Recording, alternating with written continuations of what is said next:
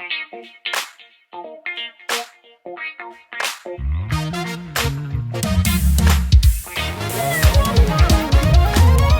right, guys. Guess who I have with me today? Her name is Serena Joy, and I'll just let her introduce herself to you. I know her, I love her, and I want you to know her. Okay, tell us about yourself. I'm Serena Joy, and I'm a gospel recording artist, international, local. I'm based here in Houston. Houston, Texas. Yes, Houston, Texas. And yeah, I love to sing. I love the Lord. That is amazing. Yeah. Can you tell us how you got into gospel music? Yes, just from a very young age, I would sing all the time. My family is a musical family. I have 6 sisters, so we had a kind of a band with my dad, and we played instruments. We were almost like the female Jackson 5, and we would go around to different churches singing and playing musical instruments. I didn't really step out on my own until it was one day my mom made me aware that I had a gift, as she said.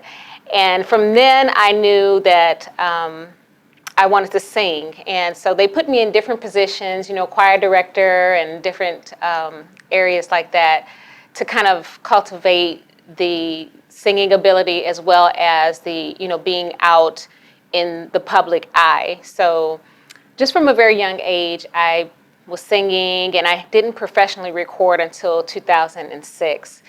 Wow. Yeah. Okay, like how old were you when you first sang, like in public?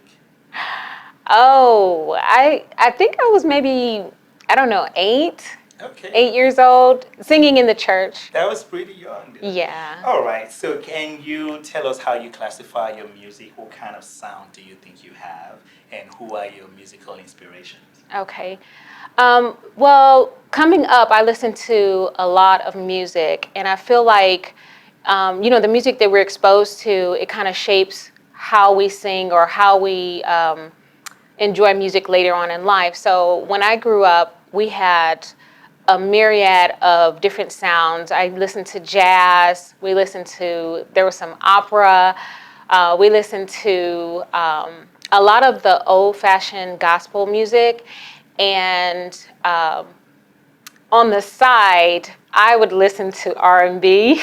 And disco. Not Do you disco. know the music called disco? Yes, Okay. that was one I didn't listen to. Okay, So okay, good. just some classic I singers. remember you mentioned CC Winers to me. Well, that was one backstage. of the gospel singers Oh, okay. that I really loved, her voice. CC Winans and the Clark sisters, as well as groups like Andre Crouch. Rance Allen was a big one. My father loved, and he would play it through the house all the time. So Rance Allen was one, but just a lot of different styles, and it kind of shaped how I approach music. So I love all genres of music, but I think that depending on what's going on and how I'm led, some of those elements from the different styles of music will come out. So I have a song that has a little bit of funk to it because we listen to Al Green. Okay. All right. So what happens when you go to the studio? Like, how do you get your inspiration? How do you feel when you're recording your songs? What inspires you? Usually when I go into the studio, I have already put on the mindset of worship, because the songs that I write are worship songs. They're love songs to the Lord. And so I come in with that disposition anyway. And so a lot of times I do get nervous, even in the studio. I'm a little bit nervous because it's kind of like a controlled environment. You're not like in worship per se, with an audience. You're in a booth. You have the microphone and the sometimes the guard there, and you have people on the side maybe doing things, fiddling with equipment. So it's kind of like I put myself in a zone to be able to really get in that place of worship. And I remember that what I'm doing and how my disposition is going to come through the music. So I put myself in a place of worship, and I get focused so that the spirit can take over and be translated in the music. So you have released a couple of albums before, Yes. and then you went backstage or something for a while. Can you tell us what happened? Backstage. Oh, we didn't see you or we didn't hear from you for a while. Okay. Yes. When I started recording, it really was kind of just for my own personal enjoyment, and I did share that music online. It's still available online, and I made I think my first album was a Christmas album, and so that's available online. But all of these are amateur. I wasn't I need really to find a Christmas album because Christmas is coming. Oh yes, go find it. Yeah, everybody go find it. Okay. So, and then the second one I did, I kind of got a little bit more serious, but I didn't have a lot of structure, didn't have a lot of direction with marketing or anything like that. But I did get a good crowd, to. You had a good response. I had a good response and recognition from that. So, but what happened was I tried to go further, but, just like with anybody's lives, things come up. And I know that, when you have an assignment on your life from the Lord, when you're assigned to a great purpose to affect change, that, the enemy will come in and he will bring circumstances and trouble in your life. So I fell victim to a lot of that, and I kind of got sidetracked. So, but, it was. You found your way back, right? And, it was all for a season. It was necessary because, when you have a testimony, it comes through your music. And there's a lot of people that can relate to that. And you can touch a lot of people when you go through and then you overcome. So that, is kind of a place where my music now is stemming from. Okay, that sounds amazing. So I know that you have a new song. I cannot wait for everybody to hear that song. Can you tell us about your new project? Sure. I have an album that is going to be released January of 2023. Wow. And Amazing. it's called The Relationship. Then that album is titled The Relationship because of the relationship that I have forged and been in with the Lord this time that I've been away from music. A lot of things have transpired, a lot of trauma, drama. My father passed last year, so it kind of pushed me closer to the Lord. A lot of the things that I've been through, I was even sick for a while with COVID, and I almost died.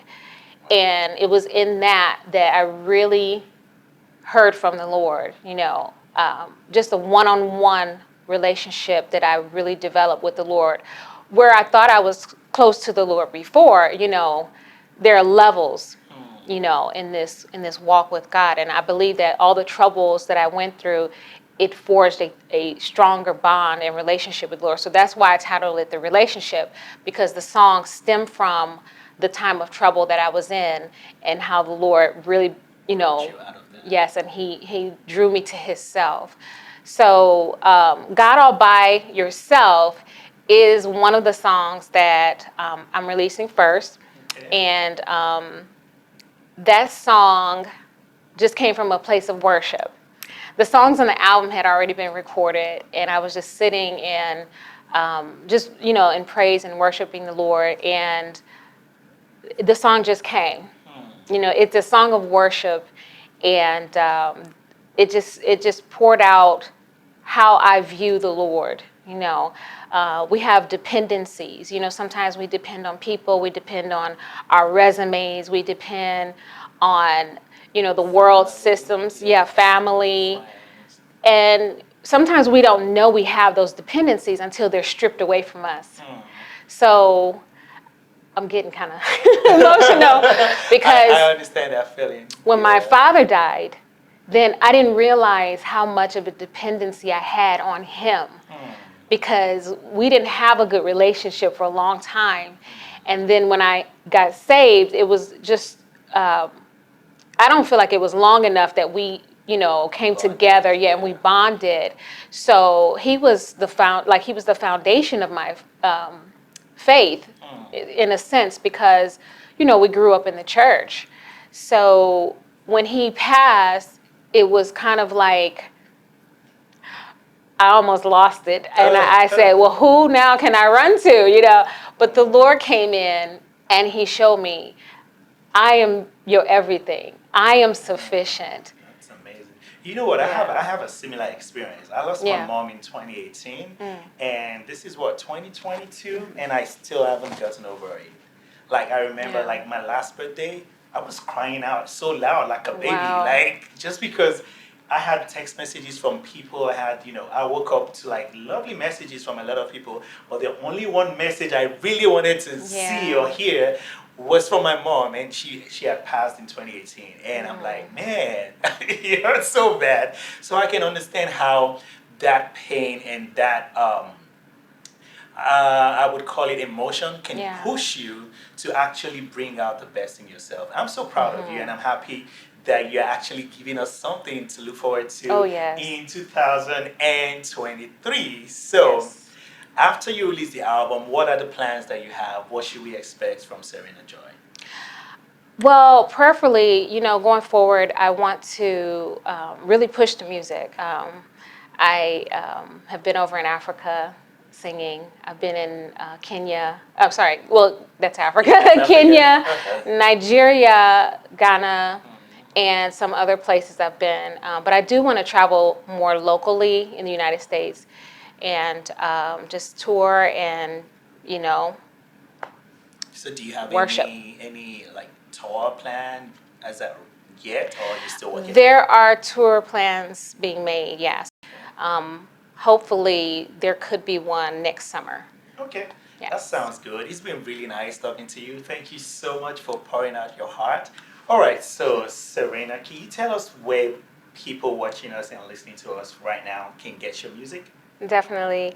I am on Instagram at I am Serena Joy, which is IAMSERENAAJOY. Also on Facebook, I have a music page, which is just Serena Joy, the artist, as well as a personal page, Serena Joy. And on YouTube, it's youtube.com/Serena Joy. So that's where you can find me, and yeah. That is great. That's awesome. I actually wanted to do just a little line for us so people out there can listen to that. I call it Mariah Carey kind of voice. Oh my goodness. But just give us a little taste of it. And with that, we would say goodbye. Thank you all for listening, and thank you for joining us. I love the Lord. He heard my cry and pitied every groan. Long as I live and trouble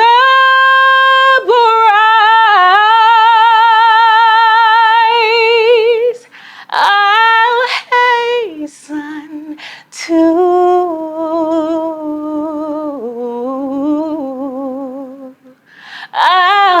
to his throne.